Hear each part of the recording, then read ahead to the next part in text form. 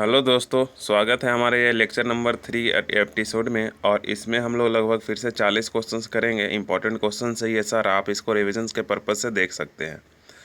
तो आइए हम लोग बिना लेट किए हुए 1 बाय 1 क्वेश्चन डिस्कस करना स्टार्ट करते हैं। तो आज का हमारा पहला क्वेश्चन है दोस्तों कि विश्व जनसंख्या दिवस कब मनाया जाता है। तो ये 11 जुलाई को मनाया जाता है, जैसा कि आपको पता होगा। ये 32 नंबर क्वेश्चन का आंसर थोड़ा कंट्रोवर्सी हो रहा है, इसलिए इसको हम आप लोगों के बाद ऊपर छोड़ देते हैं, इसको आप सर्च कर लीजिएगा। नेक्स्ट वन है कि मुक्त शैक्षणिक संस्थानों में राष्ट्रीय कोष, ठीक है, राष्ट्रीय कोष का प्रबंधन किया जा रहा है किसके द्वारा। तो मुक्त शैक्षणिक संस्थानों में राष्ट्रीय कोष का प्रबंधन जो है एनसीईआरटी द्वारा किया जा रहा है। इसके बाद है 34 का, वंदे मातरम नामक क्रांतिकारी पत्र के संपादक कौन थे। तो ये भिखाजी कामा जी थे हमारे वंदे मातरम नामक क्रांतिकारी पत्र के संपादक। नेक्स्ट वन है एक इम्पॉर्टेंट क्वेश्चन की यूनाइटेड नेशन चिल्ड्रन फंड यानी कि यूनिसेफ, इसका फुल फॉर्म भी आपको याद रखना है, यूनाइटेड नेशन चिल्ड्रन फंड। तो ये है यूनिसेफ का हेड क्वार्टर जो है कहाँ है। तो यूनिसेफ का हेड क्वार्टर है जो आपको न्यूयॉर्क सिटी यूएसए में है ना। न्यूयॉर्क सिटी कहाँ पे है, यूएसए में है। ये आप ध्यान दीजिएगा, इसका जो हेड क्वार्टर है वो न्यूयॉर्क में है। यूएसए लिखा हुआ रहेगा तो यूएसए, न्यूयॉर्क लिखा हुआ रहेगा तो न्यूयॉर्क, ठीक है। इसके बाद नेक्स्ट वन है द मेन ऑब्जेक्टिव ऑफ साक्षर भारत, यानी कि साक्षर भारत। ये इंग्लिश हिंदी में आप कंफ्यूज नहीं होगा, कुछ क्वेश्चन इंग्लिश में भी है, कुछ क्वेश्चन हिंदी में भी है, कुछ दोनों में भी है। जैसा हमको जहाँ से मिला उसको हम कलेक्ट कर लेते हैं। तो इंग्लिश को हिंदी में ही हम पढ़ते हैं, तो ये इसमें बहुत ज़्यादा कन्फ्यूज़न आप लोगों को नहीं होना चाहिए। तो अब हम लोगों को साक्षर भारत का मेन एजुकेट ये ऑब्जेक्टिव क्या है। तो साक्षर भारत का जो मेन ऑब्जेक्टिव था वुमेंस का एजुकेशन को प्रमोट करना, हम पहले भी बात करे थे, to promote education for women. Saakshar Bharat जब कभी आएगा तो प्रमोट एजुकेशन फॉर वुमेन्स। तो इस तरह से क्वेश्चन छोटा छोटा कंट्रोवर्सी होगा और आप कंफ्यूज हो जाइएगा एग्जाम में, इसलिए यही आपको याद रखना है। नेक्स्ट वन है कि which under article president of India empowered the, ठीक है, प्रोमोलुगेंट आर्टिकल ऑर्डिनेंस। इसका मतलब है आपको कि अध्यादेश जारी किस ऑर्डिनेंस में करता है। इसका मतलब अध्यादेश है। तो अध्यादेश का मतलब आप लोगों को पता होगा, article 1, 2, 3। Right to education act 2009 है, वो मेनली किससे रिलेटेड है। तो ये आपको पता होगा, हम लोग बात कर चुके हैं इसके बारे में बहुत ज़्यादा कि एलिमेंट्री एजुकेशन से क्या ये रिलेटेड है। राइट टू एजुकेशन जो है वो एलिमेंट्री एजुकेशन से क्या है, रिलेटेड था। नेक्स्ट वन क्वेश्चन था हमारा दोस्तों कि शिक्षा में सुधार हेतु किस समिति का आयोग व विशिष्ट प्रतिवेदन दिया गया है। ठीक है, तो ये राधा कृष्णन आयोग है 49 का, सॉरी न्यायमूर्ति वर्मा आयोग, इसको याद रखना। शिक्षा, ठीक है, शिक्षक शिक्षा में सुधार, ये ध्यान दीजिए, शिक्षक टीचर के एजुकेशन में जो सुधार है उसके लिए बात कर रहा है, बच्चों का नहीं। शिक्षक शिक्षा यानी कि the improvement of the teachers training है ना, उसमें किसको कौन ज़्यादा ये योगदान, किनका योगदान है। तो ये जो आपको याद रखना है कि न्यायमूर्ति वर्मा कमेटी इसका है। IEDSS का विस्तृत रूप क्या है। तो ये इसका इसका जो है 50 का 4 नंबर याद करना है, exclusive education for disability and secondary stage, है ना, एट सेकेंडरी स्टेज, यानी कि जो लोग सेकेंडरी स्टेज के डिसेबिलिटी है उससे रिलेटेड है IEDSS, उससे रिलेटेड है IESS। नेक्स्ट हम लोग बात करते हैं 31 में कि भारत में लोकसभा अध्यक्ष का चुनाव किसके द्वारा किया जाता है। तो आप लोगों को पता होगा कि ये राज्य विधान सभा के द्वारा इसको किया जाता है। नेक्स्ट वन अगर हम लोग बात करें, सॉरी ये क्वेश्चन गलत हो गया, कुछ और हम इसको समझ गए। एक क्वेश्चन उस तरह का भी है, इसमें लोकसभा अध्यक्ष दिया हुआ है, तो इसका जो चुनाव है लोकसभा के सदस्यों द्वारा किया जाता है, सॉरी इसके लिए।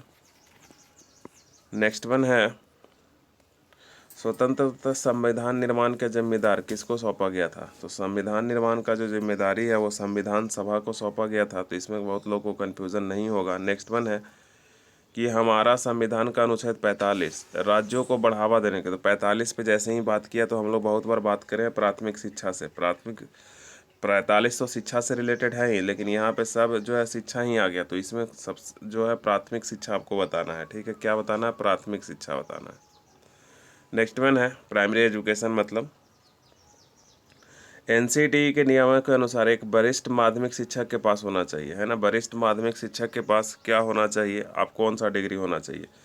तो post graduate PG plus B.Ed होना चाहिए। 12th में जो है माध्यमिक का मतलब 10 हुआ और उसके ऊपर वाले को बात कर रहा है, तो 11th-12th में क्या खोजता है, PG और प्लस B.Ed की डिग्री होनी चाहिए, ठीक है। तो ये आपको ध्यान रखना है। तीन भाषा सूत्र का क्या अर्थ है? तीन भाषा सूत्र का मतलब ये है कि स्कूलों में तीनों भाषा की पढ़ाई होनी चाहिए, है ना। स्कूलों में तीन भाषाओं कम से कम पढ़ाना चाहिए। तो तीन भाषा सूत्र का मतलब यही है कि हर एक स्कूल में कम से कम तीन भाषा पढ़ाना चाहिए। नेक्स्ट वन है, एक मुक्त विश्वविद्यालय क्यों है ना। एक मुक्त विश्वविद्यालय क्यों है? यह विश्वविद्यालय जो शिक्षा प्रदान करता है। अच्छा, किस मोड में शिक्षा प्रदान करता है तो इसको मुक्त विश्वविद्यालय कहते हैं। तो डिस्टेंस मोड में, जब कोई विश्वविद्यालय डिस्टेंस मोड में शिक्षा प्रदान करता है तो उसको हम लोग क्या बोलते हैं? मुक्त विश्वविद्यालय बोलते हैं, यानी कि दूरी के माध्यम से। नेक्स्ट वन है कि सर्व शिक्षा अभियान का उद्देश्य क्या है। तो ये हम लोग बहुत पहले भी बात कर चुके हैं कि सर्व शिक्षा अभियान का उद्देश्य क्या था। तो आप थोड़ा सोचिए और फिर बताइए। तो कह रहा है सभी बच्चों द्वारा प्राथमिक शिक्षा में नामांकन और पूर्ण करना, यानी कि जितना भी बच्चा है सभी को, है ना। ऐसा नहीं कि लड़कियों के लिए था, लड़कों के लिए था, ठीक है। सभी बच्चों का नामांकन सिर्फ था। ये इसमें दोनों में तो सेम ही है, लेकिन इसमें क्या, प्राथमिक शिक्षा में नामांकन और पूर्ण करना। कहाँ पे नामांकन इसमें क्लियर नहीं किया है, तो इसका आंसर जो है डी है, सॉरी। नेक्स्ट वन है, भारत में केंद्रीय विश्वविद्यालय की स्थापना किसके द्वारा की गई है ना, मतलब कैसे की गई है।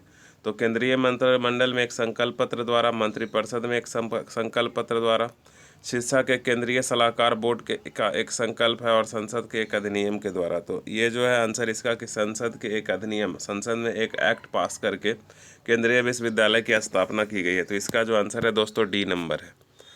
नेक्स्ट वन है कि निम्नलिखित में से किस प्राधिकरण को RTI 2000 अधिनियम 2000 RTE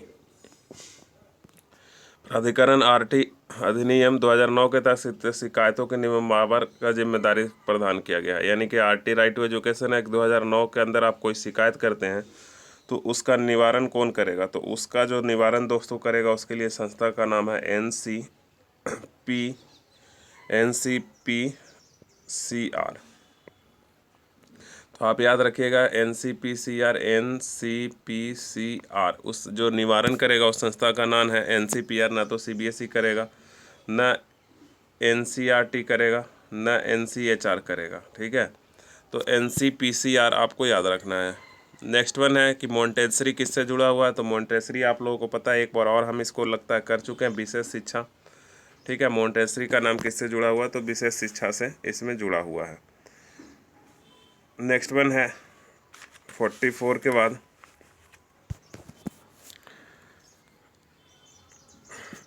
national university for education planning NUEPA की जिम्मेदारी क्या है ना।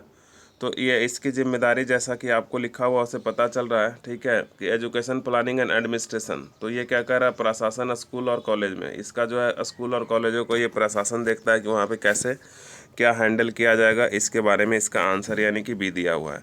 ये हिंदी इंग्लिश में बहुत ज़्यादा कन्फ्यूजन हो रहा है, तो नेक्स्ट वन लेक्चर से हिंदी और इंग्लिश दोनों आएगा, अगला वाला जो 4-5 आएगा उसमें।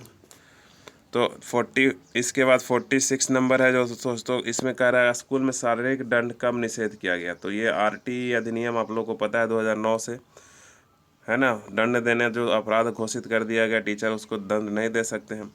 वैज्ञानिक स्वभाव का अर्थ क्या है। तो वैज्ञानिक स्वभाव का अर्थ है कि आप तर्क के आधार पर निर्णय लेने का स्वभाव अगर आप में विकसित हो गया, अगर आप तर्क वितर्क कर सकते हैं तो आपको स्वभाव को जो वैज्ञानिक स्वभाव कहा जाएगा। शिल्प केंद्रित शिक्षा की वकालत किसने की थी। तो महात्मा गांधी ने की थी। शिल्प शिक्षा केंद्रित वकालत महात्मा गांधी ने की थी। नेक्स्ट वन है कि RT अधिनियम 2000 के बीच बच्चों की मुफ्त शिक्षा अनिवार्य का अधिकार देती है। तो 6 से 14 इसमें तो बताने का कोई ज़रूरत ही नहीं है, ये क्वेश्चन तो हम लोग बार बार कर चुके हैं। नेक्स्ट है भारत में राज्यसभा सदस्य। अच्छा हाँ, यही क्वेश्चन की वजह से हम आज का पहला जो क्वेश्चन इस तरह का गलत बता दिए थे। तो राज्यसभा के सदस्यों कैसे चुनाव किया जाता है। राज्यसभा का जो सदस्य का चुनाव किया जाता है वो राज्य विधानसभा के द्वारा किया जाता है।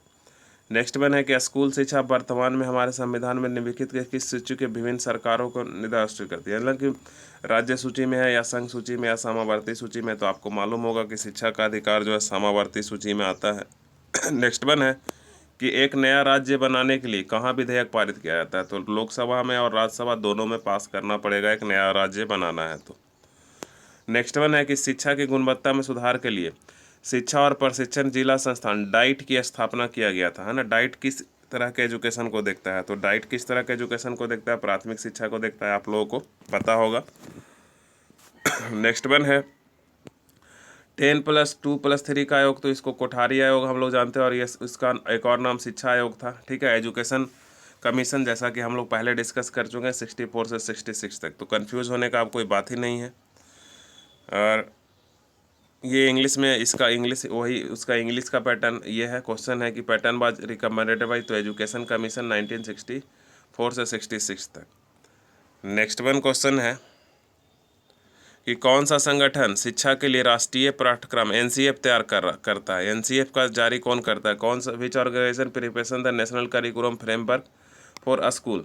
तो स्कूल के लिए नेशनल फ्रेम कौन बार जारी करता है दोस्तों, तो ऑप्शन देख के आप लोगों को पता चल ही गया होगा कि एनसीईआरटी जारी करता है, इसमें कोई शक वाली बात नहीं होगी। नेक्स्ट वन है कि in our constitution right to free education, free and compulsory elementary education include the section on. ठीक है, तो ये कौन सा है, फंडामेंटल राइट है सिटीजन का, डायरेक्टिव प्रिंसिपल है, ह्यूमन राइट है, या राइट टू चिल्ड्रन है। हिंदी में इसका भी होगा, देख लेते हैं। नहीं, इसका हिंदी नहीं है, तो आप बताइए।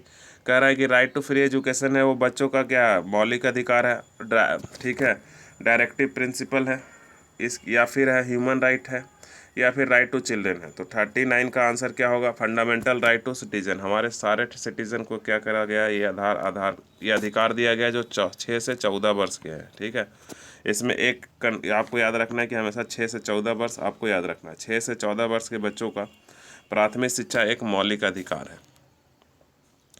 नेक्स्ट मैंने आर्टिकल 51 कॉन्स्टिट्यूशन का किस चीज़ से डील करता है, right to citizen, duties of citizen, right to children और ह्यूमन राइट। तो फिर 42 किससे 42 नहीं, आर्टिकल 51, तो 51 duties in of citizen, citizen का क्या क्या कर्तव्य होना चाहिए, तो मौलिक कर्तव्य से ये क्या करता है, डिस्कस करता है। तो नेक्स्ट वन क्वेश्चन है हमारा कि which of the following organisation does not deal with school. अच्छा, तो सीबीएसई तो स्कूल से डील करता है, एससीईआरटी भी स्कूल से डील करता है, जैसा कि हम बताए थे एनसीईआरटी, एससीईआरटी। इसके बाद एआईसीटी और डाइट, तो डाइट तो स्कूल से डील करता है। एआईसीटी जो है हमारे टेक्निकल कॉलेजों से डील करता है, पॉलिटेक्निक और इंजीनियरिंग कॉलेज ये सब जो हो गए।